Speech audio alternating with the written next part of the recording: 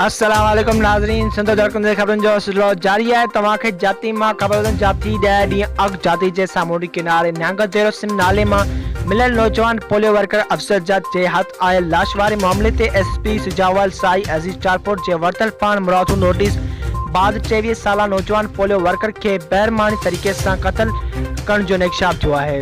SP सुजावाल जे वरतल notice ते जाती police जांच कंदे नौजवान जी कत्ल थियण जा इंकशाफ कया आहिनि।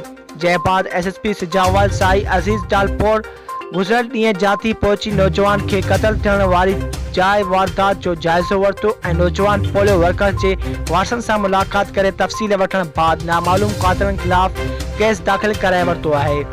जाती थाणे ते एसएसपी सुजावाल साई अजीज टारपोर्ट मीडिया सां ॻाल्हाईंदे चयो त नौजवान पोलियो वर्कर के बैरमानी तरीक़े सां कत्ल करण बाद सिम नाले में लोड़ियो वियो हो, जंहिंजी जांच आख़िरी मरहलनि में आहे। नामालूम कातिलनि खिलाफ़ केस दाख़िल कयो आहे। तमाम जल्द मुलविस असुल कातिलनि खे बेनकाब करे कानून जे कठड़े में कातिलनि खे अबतरनाक सज़ा ॾिनी वेंदी, वारसनि सां इंसाफ़ कयो वेंदो।